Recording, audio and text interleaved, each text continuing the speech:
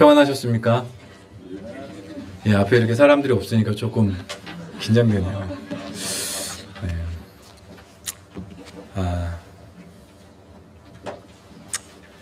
여러분, 지구상에서 가장 무더운 곳으로 기네스북에 등재된 곳이 어딘지 아십니까? 미국 캘리포니아 주의 동부에 있는 데스밸리라고 합니다. 그곳은 최고 기온이 53.6도까지 올라가고요. 연간 평균 강수량이 6cm를 넘지 않는다고 합니다. 말 그대로 죽음의 계곡 데스밸리입니다. 그런데 그런 척박하고 어려운 곳에서도 살아남는 나무가 있음을 아십니까? 그 나무의 이름은 메스키트라는 콩과 식물입니다. 메스키트 나무는 척박한 환경에서 생명을 유지할 뿐만 아니라 어떤 것은 12m까지 자랄 수 있다고 합니다. 학자들이 메스키트 나무를 유심히 관찰하면서 특이한 발생 방법을 확인하게 됩니다. 보통 나무 씨앗이 떨어져서 이제 씨앗이 발아되면 싹을 틔우지 않습니까? 그런데 이 나무는 씨앗이 발아해도 여느 식물처럼 싹을 틔우지 않는다고 합니다. 지상으로는 죽은 것이 아닐까 싶을 정도로 아무런 움직임이 없고, 다만 지상으로는 계속해서 뿌리를 내리는 것이죠. 물을 찾아서 수미터, 많게는 60m까지 뿌리를 내린 것이 있다고 합니다. 얼마나 오랜 시간이 걸렸을까요? 그동안에 말라 죽었을 것도 같은데, 물론 말라 죽는 것도 있겠죠. 하지만 그렇게 뿌리를 내려서 수분을 만나게 되면, 이제 수분을 안정적으로 흡수하는 곳까지 다다르게 되면 드디어 지상에서 싹을 틔우고 자라기 시작한다고 합니다. 그래서 아까 말씀드린 것처럼 12m까지 자랄 수 있다고 합니다. 이것이 죽음의 계곡에 척박한 땅에서도 살아남아 열매를 맺는 메스키트 나무의 생존 방식입니다. 주님은 제자들이 살아가야 할 세상이, 우리가 살아가야 할 세상이 데스밸리와 같이 척박하고 어려운 곳임을 말씀하십니다. 그러면서 한 가지 약속하시는데, 그것은 내가 너희와 항상 함께 있겠다고 하시는 것입니다. 이 세상을 살아가는 삶이 아무리 힘들어도 메스키트 나무처럼 주님께 뿌리를 내릴 수 있다면 그곳에서 살아남을 뿐만 아니라 풍성한 열매도 맺을 수 있게 하시겠다고 하시는 하나님의 약속입니다. 그래서 본문을 통해서 우리가 살펴보려고 하는 것은, 첫째로 예수님은 악한 세상에서 태어난 자들을 구원하신다는 것이고, 둘째로 예수님은 당신이 구원하신 자들을 보호하신다는 것이며, 셋째로 예수님은 말씀을 듣고 지키는 자들이 승리하도록 끝까지 도우신다는 것입니다. 우리가 먼저 살펴보려고 하는 것은 첫 번째로 그리스도로 말미암은 승리의 시작을 말씀드리고 싶습니다. 성도의 생애 가운데 어려움이 있을 수 있습니다. 그러나 그리스도로 말미암은 승리가 시작되었다는 사실입니다. 예수님께서 귀신 들린 자를 본문에서 주목하고 계십니다. 그 사람 안에 있는 귀신을 내어 쫓으셨을 때 귀신으로 인해서 말을 하지 못했던 사람이 말을 하게 됩니다. 11장 14절에 예수께서 한 말 못하게 하는 귀신을 쫓아내시니 귀신이 나가매 말 못하는 사람이 말하는지라. 귀신 들렸던 사람은 귀신에게 자신의 인격과 의지를 빼앗긴 자로 살아야 했습니다. 그런데 그런 그의 모습은 이 세상에서 우리의 모습과 굉장히 닮아 있습니다. 물론 귀신 들려 정신이 없어 보이는 사람은 잘 보이지 않습니다. 그러나 자신의 인격과 의지를 잃은 채로 악한 영의 지배 아래에서 살아가는 모습들을 보게 된다는 것입니다. 무엇이 참되고 무엇이 바른지를 찾고 그것을 따라가야 할 텐데 그것에 대한 아무런 관심이 없습니다. 혹은 한 곳에 너무 치우쳐 있습니다. 반대쪽에 있는 사람을 악마화하며 또 무서워하기까지 합니다. 설령 무엇이 참된 것인지 안다고 한들 그것을 행할 마음과 의지가 없습니다. 다만 내게 이득이 되는 것, 내게 이익이 되는 것을 선으로 삼고 살아갈 뿐입니다. 이런 사람들도 있습니다. 마음에 떠오르는 부정적이고 악한 생각들을 해결해 보려고 합니다. 우리 안에서요. 하지만 그런 문제들은 쉽게 해결되어지지 않고 마음속은 더 복잡해지고 어려워집니다.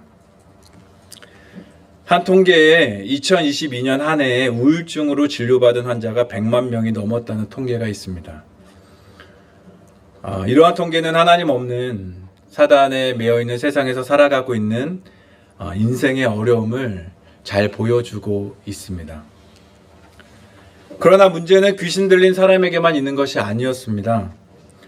그 귀신 들린 사람이 고쳐지는 장면을 바라보는 사람들이 있었는데 그 중에 일부는 이렇게 비방하는 것입니다. 예수님이 이방신 바알세불의 도움을 받았다는 것입니다.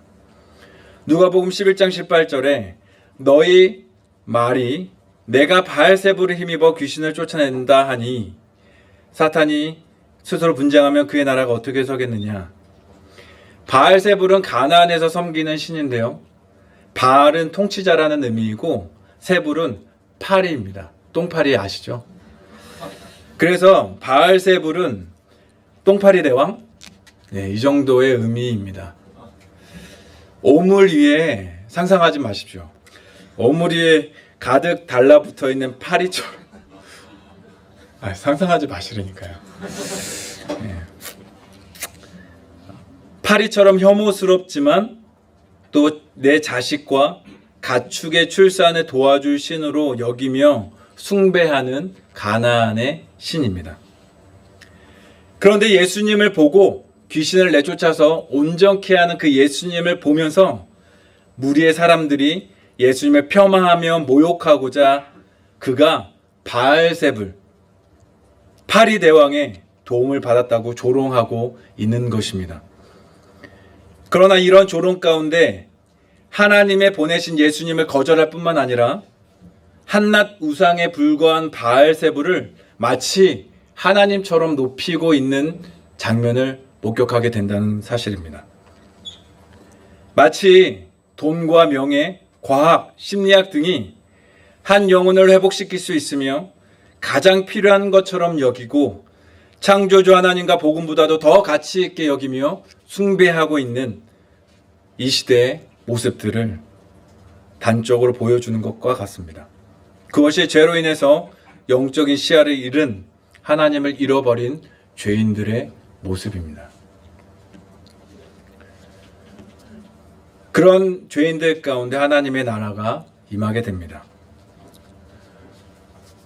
그들을 향해서 예수님이 이렇게 말씀하십니다. 11장 20절 함께 읽어보도록 하겠습니다. 20절입니다. 시작.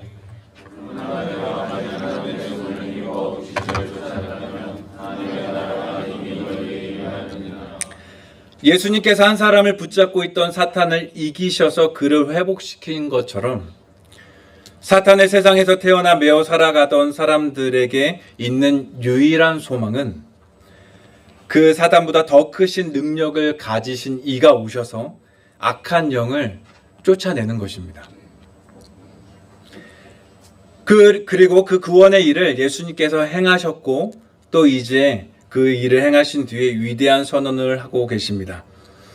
이제 예수님께서 이 사람 가운데 사탄이 쫓겨났고 악한 자의 통치가 이 사람 안에 끝났고 이제 하나님께서 통치하시며 이곳에 깃발을 세우셔서 내가 이곳은 보호하는 영역이며 내 땅이야, 내 나라야 라고 하나님께서 선언하고 계시는 것입니다. 아무도 여기를 침범할 수 없고 누구도 넘볼 수 없어. 여기는 내 나라야, 내 영토야 라고 말하는 것이죠. 지금 미국의 어느 나라가 이렇게 땅 내놓으라고 할 수 있겠습니까? 배로 타고 가는 것조차도 위험한 일이겠죠. 그렇게 강하신 하나님께서 그것을 내 땅으로, 내 나라로, 내 영역으로 말씀하신 것입니다. 예수님이 사탄의 지배 아래 있던 세상으로 찾아오신 이유가 여기 있습니다. 사단에게 잃어버린 사단에게 매어있는 자들을 회복시키시고 그들의 하나님의 나라를 세우시기 위함입니다. 함께 나눈 말씀을 적용해 보도록 하겠습니다. 첫 번째로 우리는 악한 세상에서 태어나 살아갔다는 사실입니다. 우리는 이 세상의 통치자의 자리에 사단이 있음을 알고 있습니다. 사실 모든 세상은 하나님께서 만드셨고 첫사람 아담에게 주었던 선물이었습니다. 그러나 사탄은 첫사람 아담을 속였고 아담에게 맡겨진 세상을 탈취하였습니다. 그래서 모든 세상이 사단 아래에 놓여 있게 되어진 것입니다. 그 사실을 잘 보여주는 말씀이 에베소서 2장 2절 3절입니다. 함께 읽어보도록 하겠습니다. 읽겠습니다. 시작. 그때 너희는 이 세상 풍조를 따르고 공중의 권세 잡은 자를 따랐으니 우리도 다 그 가운데서 우리의 육체 욕심을 따라 지내며 육체와 마음에 원하는 것을 하여 다 진노의 자녀였더니. 그러나 이 세상은 사단의 손 아래에 있음을 아는 사람은 극히 적습니다. 왜냐하면 사단은 그 자신의 모습으로 올 리가 없기 때문입니다. 사단은 문화의 옷을 입고 옵니다. 미디어의 옷을 입고 오고 친근한 벗의 옷을 입고 오고 과학과 심리학의 모습을 입고 다가옵니다.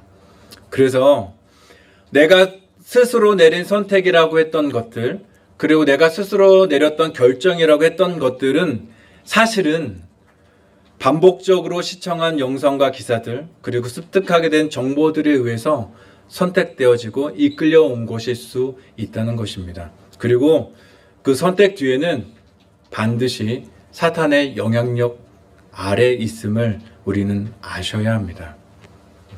여러분들의 생각이고 여러분들의 선택이라고 여러분들의 결정이라고 생각하셨습니까? 조심하십시오. 그것이 사단의 이끌림일 수 있다는 사실입니다. 두 번째로 주님께서 이 악한 세상에서 우리를 건지셨다는 것입니다. 예수님은 이 땅에서 사탄을 이기시며 자기 백성들을 구원하셨습니다. 갈라디아서 1장 4절에 그리스도께서 하나님 곧 우리 아버지의 뜻을 따라 이 악한 세대에서 우리를 건지시려고 우리 죄를 대속하기 위하여 자기 몸을 주셨으니. 세상은 예수님이 오셔서 죽은 것이 어떻게 사단에게 승리를 가져오는지를 이해하지 못합니다. 이것은 신비입니다. 사탄은 이 땅에서 죽음과 공포, 그리고 너는 그렇게 살면 망하게 될 거야 라는 염려로 사람의 마음을 지배하고 있습니다. 그런데 메시아라고 여겼던 그리스도께서 이 땅에 오셔서 모든 사람이 기대했습니다. 그러나 그리스도께서 십자가에 너무도 무기력한 모습으로 죽으셨습니다. 그때 사람들은 절망했습니다. 끝이다. 메시아까지도 오셨는데 이길 수 없다니. 이제 이 세상에서 사탄을 이길 수 있는 자는 없는 것처럼 보였습니다. 그러나 예수님께서 죽음을 이기시고 부활하셨습니다.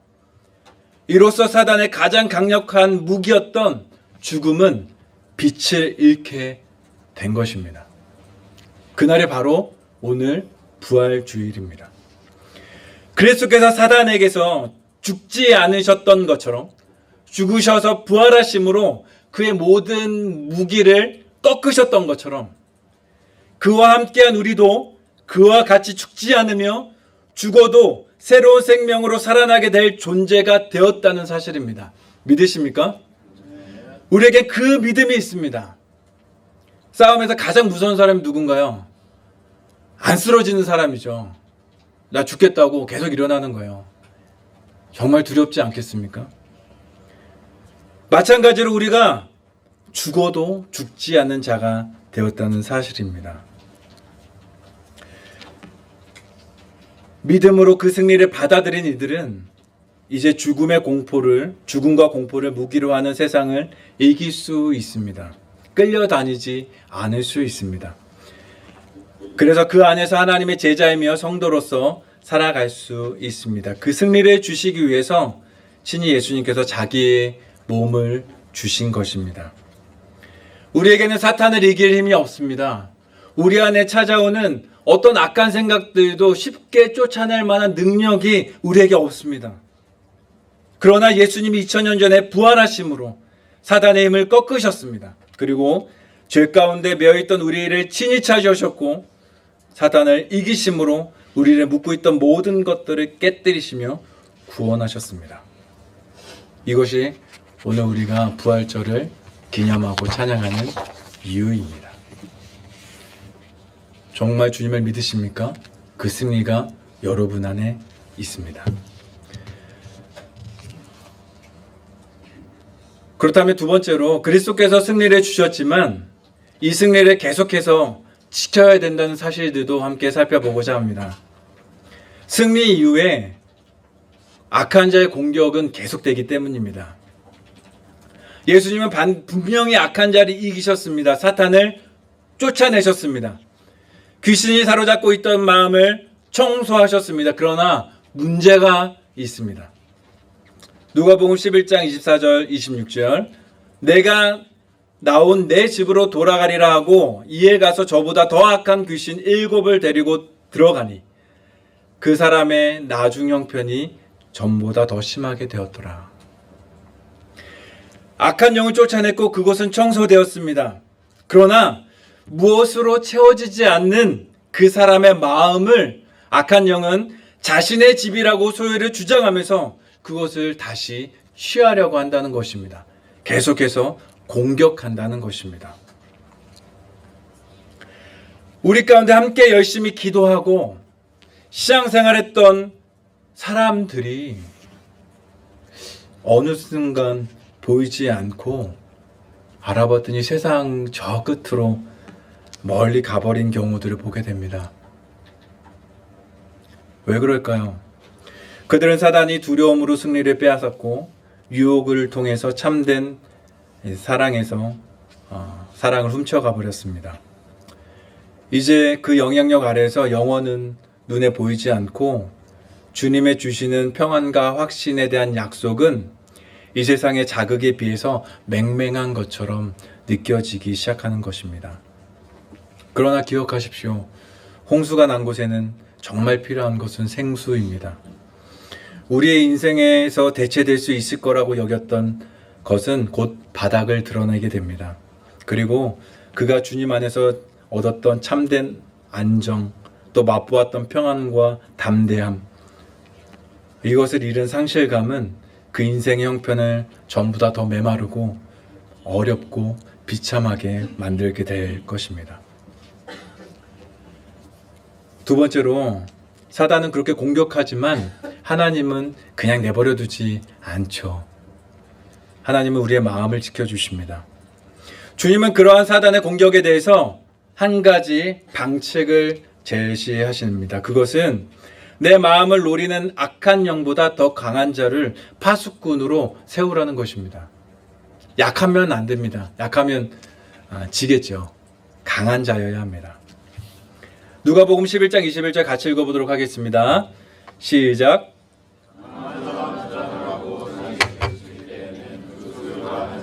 맞습니다. 악한 자가 무장을 해서 그의 집을 지켜준다면 그 소유는 안전하다는 것입니다. 그런데 누가 우리의 마음의 파수꾼이 되어줍니까? 우리가 살면서 함께 이야기를 나누고 내 이야기를 들어주는 정말 필요한 조언을 해주는 좋은 사람을 만나는 것은 참 복입니다. 그러나 여러분들이 좋을 때만이 아니라 어려울 때, 또 문제가 드러나고 힘겨울 때, 그때마다 늘 함께 해줄 수 있는 사람이 얼마나 있습니까? 다 바쁜데 여러분들의 속마음과 문제들을 그렇게 열어놓을 수 있겠습니까? 더욱이나 그런 사람이라고 여겨서 마음에 있는 것들을 다 이렇게 열어놨는데 그 사람이 뒤통수를 치고 도망가 버리면 어떻게 합니까? 그렇기에 우리는 아무에게도 우리 마음을 다 열어놓을 수 없습니다. 그것은 대단히 위험한 일입니다. 그러나 감사한 것은 우리 주님께서 친히 우리 마음 가운데 임하셔서 우리 마음을 지켜주시겠다고 약속하시는 것입니다. 그 약속을 실행하시는 데 있어서 그분이 바로 우리가 많이 들어왔던 성령 하나님이시라는 사실입니다. 성령 하나님은 누구든 그 안에 회개하며 주님을 믿고 영접한 자들 가운데 동시에 그 안에 들어오셔서 거하십니다. 성령 하나님께서 친히 우리 안에 거하실 때 악한 영의 간계와 시험 가운데서 지켜주십니다. 그 사실을 믿으십시오. 그것이 우리가 그리스도로 말미암아 주어진 승리를 지속할 수 있는 유일한 방법입니다. 나눈 말씀을 함께 적용해 보도록 하겠습니다. 첫 번째로 사탄의 공격을 믿음으로 대비해야 된다는 것입니다. 이미 사탄은 그리스도께 패배했습니다. 자신이 붙잡았던 사람들에게서 쫓겨났습니다. 하지만 사단은 그 영혼을 절대로 포기하는 법이 없습니다. 그래서 호시탐탐 우는 사자와 같이 우리의 마음을 노리고 공격합니다. 그날따라 아침에 일찍 일어나서 경건의 시간을 이렇게 아주 너무 은혜롭게 잘한 바로 그 다음, 혹은 한 주 동안 고생했으니 잠깐 쉬려고 누워있거나 앉아있는 그 주말의 저녁, 사역자들에게는 캠퍼스 모임이나 주일 예배에 가려고 준비하는 그때, 혹은 잘 마치고 이제 끝났다라고 하는 안도를 이렇게 내쉬는 그때, 잠시 긴장을 풀게 되는 그때 어김없이 사탄은 공격합니다. 그래서 목사님들이 자주 하는 얘기 있으시잖아요. 설교하려고 딱 올라가려고 하면 꼭 싸운다고. 네. 그래서 다행히 저희 아내가요, 식사 준비하러 일찍 왔어요. 안 싸웠어요. 저희. 잠시 긴장을 풀게 되는 그때 사탄에 공격할 수 있는 가장 좋은 때임을 기억하셔야 합니다. 그의 공격은 마치 피싱 메시지와 같습니다. 친한 친구의 청첩장이나 내 카드가 해외에서 결제되었다는 경고로 가장한 문자 메시지를 누르는 순간 휴대폰에 악성 프로그램이 깔리고 내 통장과 카드의 정보는 물론 사진과 통화 내역까지도 탈취당할 수 있습니다. 그리고 때로는 그 탈취된 정보로 걷잡을 수 없는 결과를 얻기도 합니다. 이는 영적인 문제에 있어서도 마찬가지입니다. 긴장을 풀며 잠시 방심할 때 치명적인 결과를 가져올 수 있게 되고, 그것은 한 번으로 그치지 않고 걷잡을 수 없는 결과를 가져오게 됩니다. 우리가 쌓아왔던 경건이 무너지고요, 또 우리가 했던 믿음의 고백들이 사그러질 수도 있습니다. 작은 한 번의 선택이며 방심일 수 있음을 기억하십시오. 그 문제를 믿음으로 대비하며 마음을 지키십시오. 두 번째로, 우리가 넘어졌을 때에도 그래도 그때도 주님이 지켜주신다는 것입니다. 우리의 마음 같으면 호시탐탐 노리며 공격하는 사단에게서 우리는 믿음으로 우리의 마음을 지킬 수 있는 방법은 한번 따져보는 것입니다. 이길 수 있을지 없을지 한번 따져보십시오. 누구한테 뭔가 그냥 딱 맡기기는 뭔가 좀 찝찝하잖아요. 따져보세요. 그런데 만약 여러분들이 그것을 이길 수 없다면 어리석게 내가 막 막으려고 하다가 빼앗기지 말고 더 강한 이야기에 빨리 맡기십시오. 믿는 자 안에 계신 성령 하나님은 기꺼이 내 안에 일어난 모든 문제들을 다루어 주십니다. 사탄의 계략을 분별하고 그 공격으로부터 우리를 지키실 것입니다. 그 공격은 멈추는 때가 없습니다. 그러나 그때에도 성령이 내 안에서 나를 지켜주십니다. 예배하는 지금, 또 기도하는 그 중간, 심지어 꿈속에서도 우리의 마음을 어렵게 할 수 있지만 성령은 그 안에서 우리를 지키십니다. 그리고 또 주장해야 할 것은 야고보서 4장 7절입니다. 이것도 함께 같이 읽어보도록 하겠습니다. 읽겠습니다. 시작. 그런즉 너희는 하나님께 복종할지어다. 내 안에 계신 성령님을 의지하여서 마귀를 대적하십시오. 성령을 힘입어 유혹을 이길 수 있습니다. 성령의 약속과 능력을 힘입어 선언하십시오. 그 생각과 행동은 죄야. 내 안에 찔림이 있다면 그냥 넘어가지 마시고 멈춰서 성령께 구하십시오. 성령의 능력으로 명하노니 내게서 떠나라. 명하십시오. 믿음으로 담대히 선언하십시오. 2024년 한 해가 시작돼서 3달이 지나가고 있습니다. 올해는 이것만큼은 해결하리라고 여겼던, 마음 단단히 먹었던 계획들을 여러분들은 계획도 세우고 약속의 말씀까지 정해서 주장하고 있는 그 문제들이 있을 것입니다. 잘 해결되고 있으십니까? 자신이나 누군가를 향해서 반복해서 마음을 어렵게 하는 성품의 문제들이 있을 수 있습니다. 또 주님을 따라가고 싶지만 또 한편으로는 꼭 그렇게 해야 돼? 라고 하는 부정적인 마음들이 찾아올지도 모르겠습니다.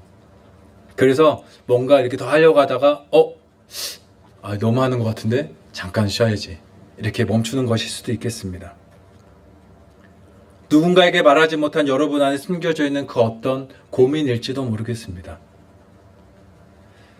그 문제들은 계속해서 우리의 마음을 어렵게 합니다. 그리고 이것도 해결 못하는데 내가 뭐 성도야, 내가 목사야, 내가 리더야, 이거 어떻게 하냐, 이런 마음 가운데서도 넘어졌을 때에도, 무너졌을 때에도 주님은 우리 안에서 괜찮아, 넘어질 수 있지, 넘어지니까 내가 있지, 괜찮으니까 다시 일어나 하면서 손을 내미시며 잡아주시는 성령 하나님을 기억하시고 그 성령 하나님을 의지하시며 대적하십시오. 그때 우리의 마음은 안전합니다. 세 번째 대지입니다. 자, 그렇다면 그리스도께서 주신 승리를 계속 누려야 되는 방법도 있습니다. 성령은 신자들의 말씀을 듣고 또 지킴으로 승리하도록 도와주십니다. 첫 번째로 성도들을 하나님의 가족이 되게 하십니다. 예수님의 이적과 말씀들을 듣고 한 여자가 큰 소리로 외쳤습니다. 예수님을 뵌 태와 당신을 먹인 젖이 복이 있다라고 말합니다. 메시아로 보이는 당신을 아들로 두고 있는 형제와 가족들이 너무 부럽다는 것입니다. 정말 부럽겠죠. 그러자 예수님이 대답하십니다. 하나님의 말씀을 듣고 지키는 자가 복이 있다라고 말씀하시고 선언하십니다. 그들이야말로 내 형제고 하나님의 자녀라는 것입니다. 병행 구절인 마태복음 12장 50절은 더 분명하게 보여주고 있습니다. 누구든지 하늘에 계신 내 아버지의 뜻대로 하는 자가 내 형제요, 자매요, 어머니다. 우리에게는 하나님의 자녀가 된다는 것이 너무 익숙합니다. 그러나 당시는 유대인과 이방인의 혈통적인 구분이 있었고 신분과 성별의 차별이 만연했던 시대였습니다. 그런 곳에서 혈통이 아닌 믿음과 순종으로 하나님의 자녀가 된다라는 것은 이거는 누구도 말하기 어려운, 더기나 그냥 내 형제가 아니라 양자를 드리는 게 아니라 하나님의 창조주 하나님의 가족이 된다는 사실은 놀라운 선언이었습니다. 그런데 그 가족 때문에 단 한 가지 조건이 있다면 그것은 하나님의 뜻을 따라 행하라는 것입니다. 예수님께서 아버지의 뜻대로 행하는 것, 그것을 강조하는 이유는 우리의 승리의 방법이 여기 있기 때문입니다. 성령은 우리 안에서 죄를 깨닫게 하시고 사단의 공격으로부터 방어도 하십니다. 그러나 그런 수세적인 분이 아니세요. 물론 그 일도 대단히 중요합니다. 그러나 성령 하나님께서 우리에게 들어오셔서 하기 원하시는 것은 적극적으로 하나님의 원하시는 선을 행하며 사단을 공격해서 이기라고 하시는 것입니다.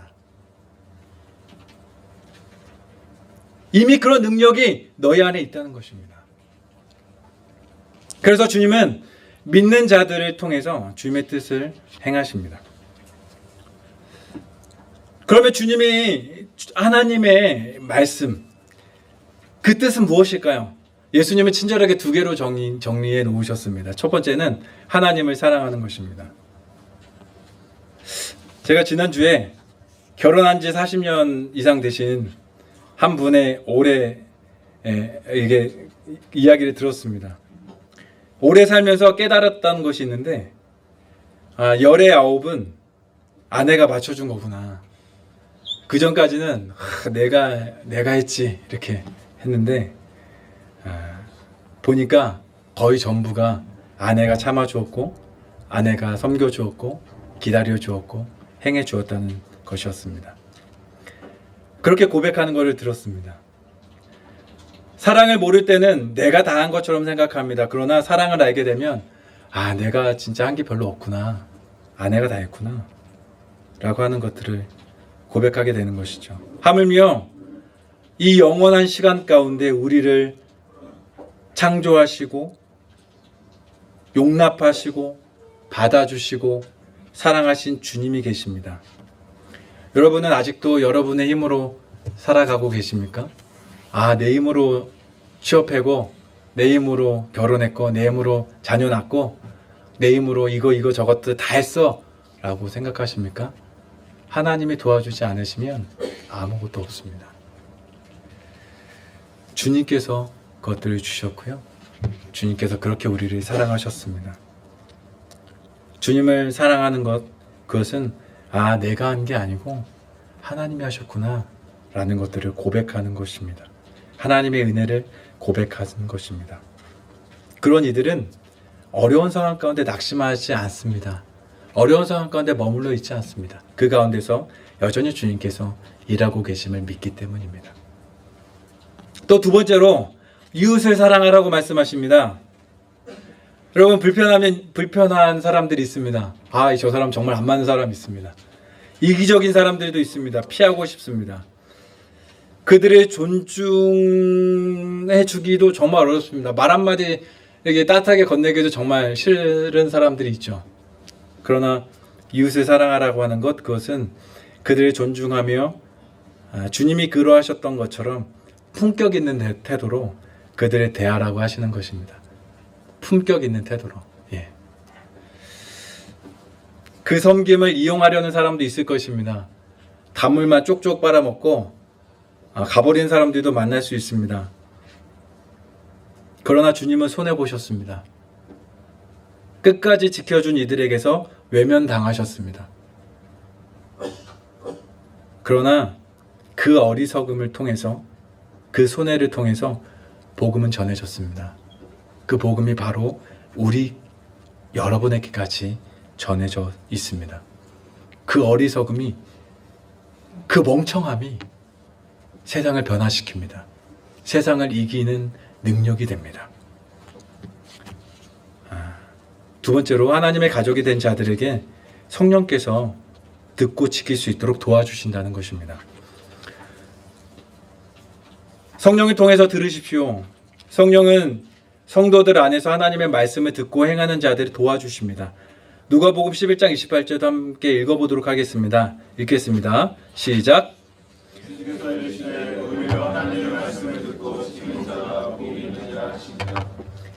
교회 다니면서 언제가 제일 답답하십니까? 안 답답하시는 분도 있을 텐데 답답하신 분들도 있을 거예요. 맨날 리더와 목사님이 복음 얘기하는데 나도 믿고 싶고 영접했는데 막상 이게 잘 이렇게 안 믿어지는 거죠. 하나님이 사랑하신다고 하는데 잘 와닿지 않을 수 있습니다. 저기 언니는 하나님의 음성을 듣고 막 경험했다고 막 얘기하는데 그게 뭐지? 라고 느껴질 수도 있습니다. 나한테만 잘 안 들리는 것 같고. 이럴 때 정말 답답하지 않겠습니까? 그런 걱정이 있으신 분이라면 걱정하지 마십시오. 저도 오랫동안 그래 왔습니다. 그 언니도, 여기 말하는 그 리더도, 목사님도 오랫동안 그래 왔을 거예요.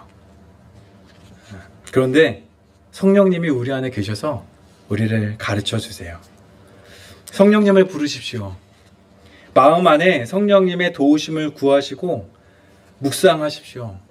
그냥 해야지가 아니라 성령님 내 안에 계시다면, 정말 성령 하나님이 동일한 하나님이시라면, 하나님의 뜻을 가장 잘 알고 계신 분이라면 저에게 가르쳐 주십시오.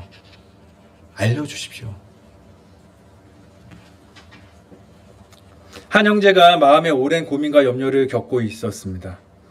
믿음으로 행해야 되는데 두려움 가운데 그것을 쉽게 참아 행하기 어려운 상황이었습니다. 그런데 어느 날 주일에 들려졌던 한 말씀이 또 용기가 되어서 또 결단을 하고 한 걸음을 내딛는 모습들이 있습니다. 주님의 말씀은 그 어려웠던 상황들이 도리어 나의 영적인 깊이를 더하고 믿음을 키워주는 기회로 바꾸시며 또 우리의 믿음을 한 단계 성장하게 하는 발판이 되게 하십니다. 또 그렇게 말씀을 받을 때 그 마음에 은혜가 되고 우리의 마음을 따뜻하게 덮여줘서 믿음으로 다시 하루를 살아갈 수 있는 힘을 얻게 하십니다. 또 성령님은 우리의 말씀을 이해하게 하실 뿐만 아니라 성령을 따라서 우리는 행할 수 있습니다. 성령은 하나님의 말씀을 듣고 행할 수 있게 합니다. 대단한 일을 하는 게 아니라요. 그에게 맡겨진 사람, 그에게 맡겨진 일을 포기하지 않고 감당해낼 수 있도록 도와주는 거예요. 베드로를 아십니까? 예수님 앞에서 자신은 절대로 배반하지 않을 거라고 허세 부리다가 하찮은 계집 여종 앞에서 예수님을 부인하고 욕하면서 도망쳤던 비겁자였습니다. 패배자였습니다. 그런데 그에게 성령이 임했습니다. 성령이 임할 때 너에게 권능이 임하고 그 권능은 듀나미스, 다이나마이트의 어원입니다. 능력입니다. 그가 성령이 임했을 때 그는 어떻게 합니까? 그는 대적자들의 생명 위협 가운데서도 자기에게 맡겨진 그 자리에서 물러나지 않는 자가 되었습니다. 그 자리를 지키는 자가 되었습니다. 여러분이 있는 그곳, 여러분에게 맡겨진 그 일, 여러분들에게 맡겨진 그 사람, 주님께서 맡기신 사람입니다. 믿으십니까? 어려우시죠? 누가 한 명 딱 생각나면서 그 사람은 아닌 것 같은데 믿으셔야 합니다. 그것을 그냥 받아들이셔야 합니다. 무엇이 여러분을 두렵게 해도 그 자리에서 두려워하며 도망치지 마십시오. 성령께 구할 때 성령은 우리에게 그것을 이길 수 있는, 감당할 수 있는 능력을 주실 것들을 믿습니다. 나눈 말씀을 함께 적용해 보도록 하겠습니다. 첫 번째로 하나님은 자기 자녀들을 끝까지 사랑하신다는 것입니다. 성령은 자신의 자녀들 안에 거하십니다. 그런데 자녀된 우리는 어떻습니까? 말 한마디에도 반응하고 욱하고요. 또 믿고 구하는 그 도중에도 두려워하기도 합니다. 믿음으로 살아온 길에 대해서 걱정이 이만저만이 아니죠. 우리는 사람이라서 그렇습니다. 나 같은 사람이 내가 하나님이라면 나 같은 사람 이렇게 사랑하실까? 나 같아도 싫겠다. 이런 생각이 들 만큼 내 마음에 온갖 생각이 찾아올지 모르겠습니다. 그러나 주님의 사랑은 어떻습니까? 함께 고백하겠습니다. 에베소서 3장 18절 19절 같이 읽겠습니다. 시작. 능히 모든 성도와 함께 지식에 넘치는 그리스도의 사랑을 알고 그 너비와 길이와 높이와 깊이가 어떠함을 깨달아 하나님의 모든 충만하신 것으로 너에게 충만하게 하시를 구하노라. 맞습니다. 하나님은 우리를 향한 끝없는 사랑을 하고 계십니다. 너비와 길이, 높이와 깊이를 다 셀 수 없을 만큼 우리 보기에도 정말 형편없는 그 우리임에도 불구하고 하나님은 결코 여러분들을 포기하지 않습니다. 버려두지도 않습니다. 이 어려운 상황 가운데 왜 나 혼자 내버려 두고 있는 거야? 아니요. 하나님은 그때 여러분들을 보고 계십니다. 그때 우리 눈을 들어서요. 하나님을 바라보십시오. 때로는 훈육하심으로 우리를 돌보실 때도 있습니다. 때로는 불편한 이야기를 들을 때도 있습니다. 포기하지 마십시오. 두 번째로 성령의 충만함으로 순종하기를 결심하십시오. 성령께서 우리가 잘 듣고 행함으로 승리하는 삶을 도와주십니다. 요한복음 16장 13절에 그러나 진리의 성령이 오시면 그가 너희를 모든 진리 가운데로 인도하시리니 그가 스스로 말하지 않고 오직 들은 것을 말하며 장래일을 너희에게 알리시리라. 성령은 우리를 모든 진리 가운데로 인도해 주십니다. 성령께 묻고 구하고 찾으십시오. 그런데요, 잘 모를 때도 있어요. 이제 20살, 21살 이렇게 갓 올라온 친구들이 잘 모를 수 있잖아요. 그래서요, 목사님이 묵상하며 준비한 것을 잘 듣는 것에서 시작하십시오. 이 설교를 여러분 그냥 성경 보면 바알세불이 뭔지 몰랐을 거 아니에요. 파리대왕인 거 모르셨죠. 네, 저도 설교 준비하면서 알았습니다. 이렇게 준비한 말씀을요, 잘 듣고 그것을 묵상하는 것에서 시작하십시오. 그리고 용하다는, 이렇게 하나님을 잘 경험하고 누린다는 그 리더들이나 언니 혹은 형들에게 물어보십시오. 나눠달라고 하세요. 오늘은 어떠셨어요? 그러면 그들의 묵상과 삶을 통해서 이렇게 묵상해야 되는구나 하는 것들을 들을 수 있어요. 그리고 더 열심히 있다면 리더를 통해서 좋은 책도 소개를 받으면 좋겠어요. 성경에 대해서 잘 모를 수 있잖아요. 그러면 그 성경을 좀 설명해 줄 수 있는 영상이나 책 같은 것도 봐줄 수 있으면 좋겠습니다. 그럴 때 성령은 그 마음의 열심을 보시고 말씀을 사모하며 찾는 이들에게 당신의 뜻을 가르쳐 주십니다. 여러분, 주님이 이기셨습니다. 그리고요, 그 이기신 승리를 우리에게 주셨습니다. 여러분의 삶 가운데서 잘 버티는 것뿐만 아니라 이 세상을 승리하는 여러분들이 되시기를 주님의 이름으로 축원합니다. 말씀을 맺겠습니다. 저는 첫 번째로 이 땅에서 승리자로 살아가기 위해서 예수님은 악한 세상에서 태어난 자들을 구원하셨다는 사실을 함께 살펴보았습니다. 두 번째로 예수님은 당신의 구원하신 자들을 보호하고 계심을 함께 살펴보았고요. 마지막으로 예수님은 말씀을 듣고 지키는 자들이 승리하도록 끝까지 여러분들이 지키시고 있음을, 도우시고 계심을 나눴습니다.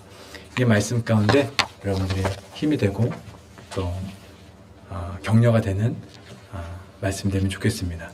함께 기도하시겠습니다. 나눈 말씀을 가지고 함께 기도하면 좋겠고요. 또 생각나는 말씀 있으면 그것에 적용하며 기도하셨으면 좋겠고, 특별히 내 마음에 이 사람은 정말 품기 어려운데 라는 사람이 있다면 그 사람을 위해서도 기도해 주시면 좋겠습니다. 함께 기도하시겠습니다.